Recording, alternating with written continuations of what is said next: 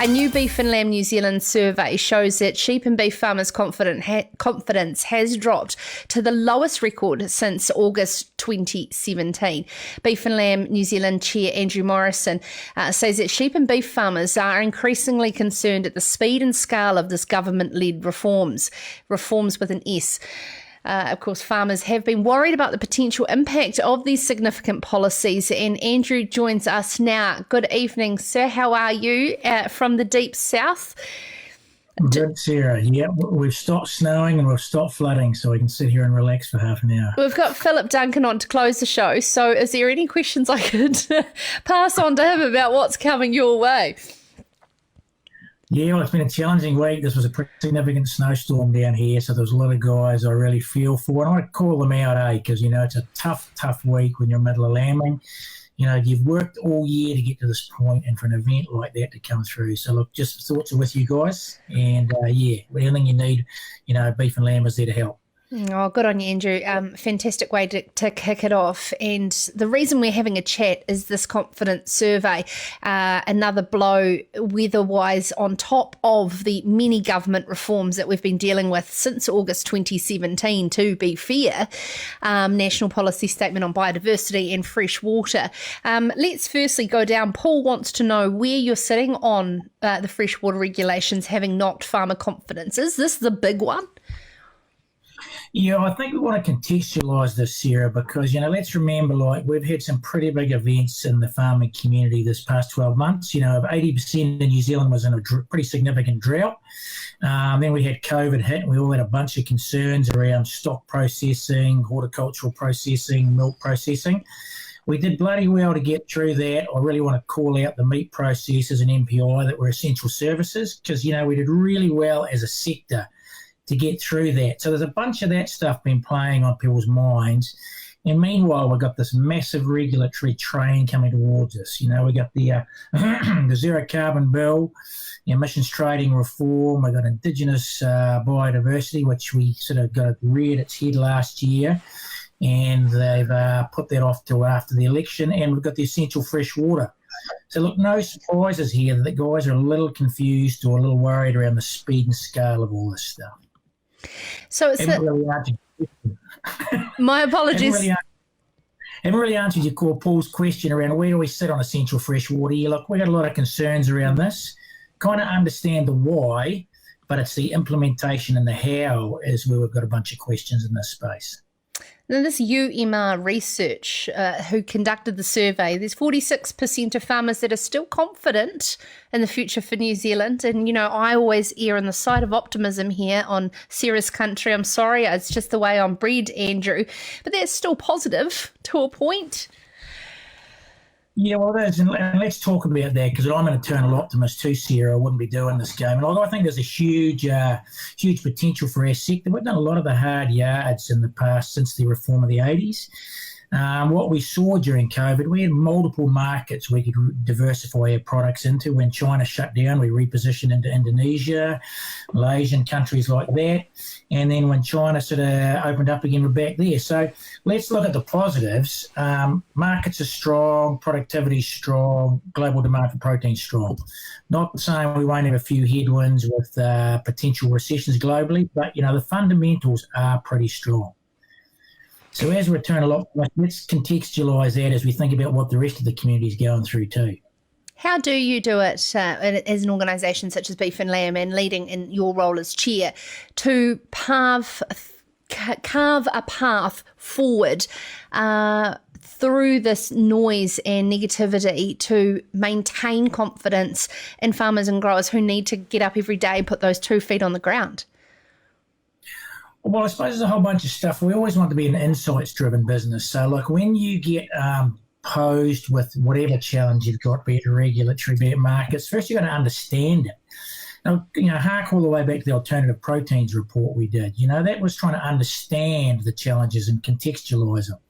And it's the same with this essential fresh water. Let's chunk the pieces out of this essential fresh water that we're unhappy with, which is, the wintering component, the consents versus farm plans, the slope triggers, the pugging rules, the sow-down dates. Let's chunk that stuff out and make sure we try and work with government and regional councils to get that fit for purpose. But some of that stuff is you can understand the why. But as I say, you got to go back to let's get that stuff stripped out and workable for farmers. This confidence gets eroded when they just can't sort of see the way through it. I think that's what worries them. Yeah, and also too, I mean, we just heard there in no knocking to Will Noble, who's just come into the position of chief executive at Farm IQ. It's taken 10 years for their team to put on gumboots and get behind the farm gate.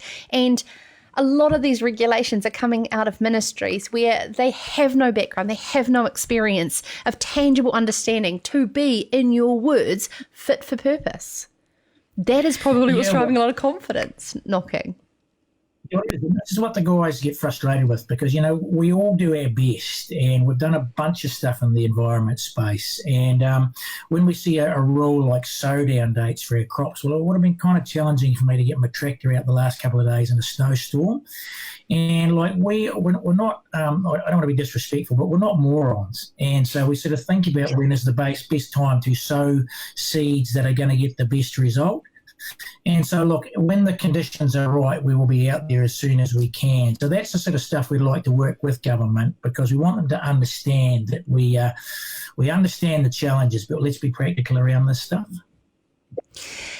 I am hoping to get Andrew Hoggard on from Feds, and this is with regards to Vangali Vitale, who was on the Beef and Lamb webinar on trade. And our consumers are calling for this, though, Andrew. So we're led to believe that New Zealand needs to maintain this very high standard. And so, therefore, there is a bit of chicken and egg here, isn't there, in terms of, on one hand, Minister O'Connor is wanting to bring in what he said on Sarah's Country effectively is a licence to operate to appease our consumers, yet given the freedom to actually get on and do the job that we all know how to do, which is farm. How do you balance that? Well, this is where I sort of go back to that alternative proteins report, because when we did that, it sort of contextualised or made us understand why would somebody turn away from what we think is a perfectly good protein and eat plant-based.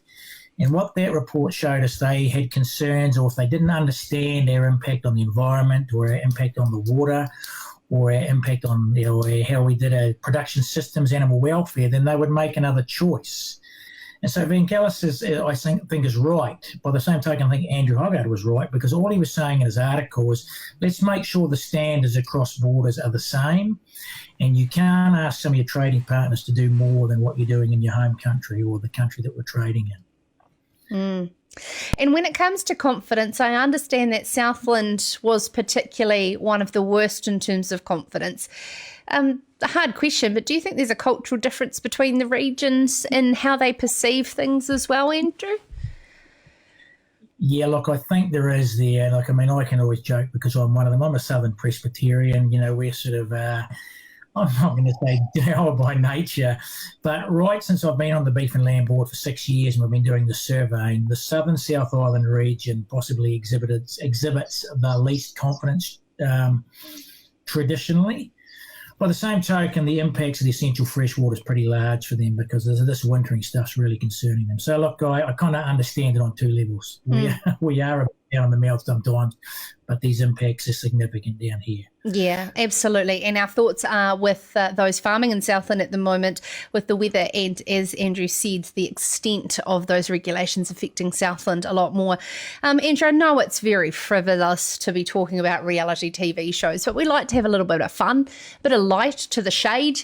Do you get a chance to watch any reality TV shows, or do you think it's just all a load of crap?